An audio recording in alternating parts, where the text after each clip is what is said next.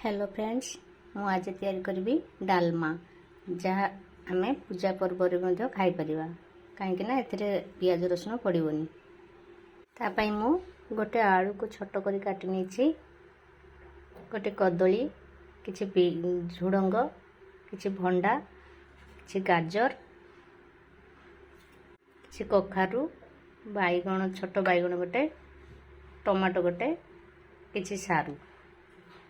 डालमा प्रस्तुत पई मुझे किछि हरड़ डाली बतुरई रखी, किछि बोट डाली बतुरई रखी, और किछि मुग डाली को भाजी रखी, दुईटी तेजपत्र, दुईटी सुखिला लंका, किछि दालचीनी, किछि धनिया पत्र, पंचफुटण, आवश्यक अनुसार लूण, हलदी और देसी घी नेबी।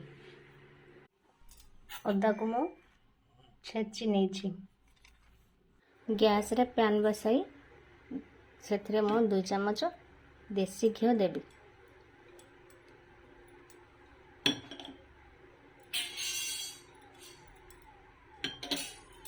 घी गरम होला परे मु से सबू परिवा को पकई नेबी। परिवा को भाजी लेबी।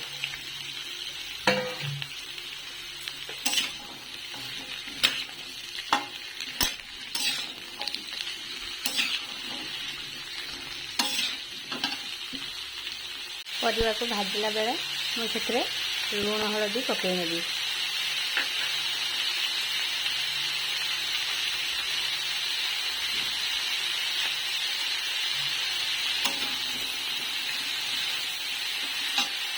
एबे गैस रे फ्लेम को मीडियम करवा आ किछि समय पई घोड़े दवा। परिवा गुडी अधा सिझी आसलानी को एबे काढ़ी नेबी।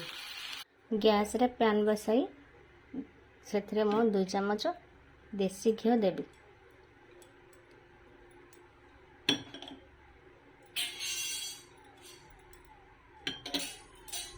से आम फुटण और सुखिला लंका तेजपत्र को पकईदवा। एबे आम से छेची रखिवा अदा को पकईदवा। को भल भाव मिक्स करना। एबे आम से दालचीनी और 3टी जाक डाली को पकई नवा।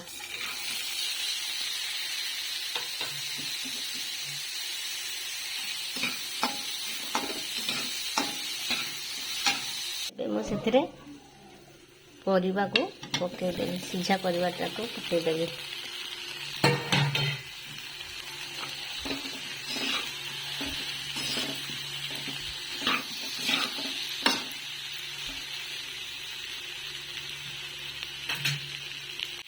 एथिरे 2 कप गरम पानी देदवा।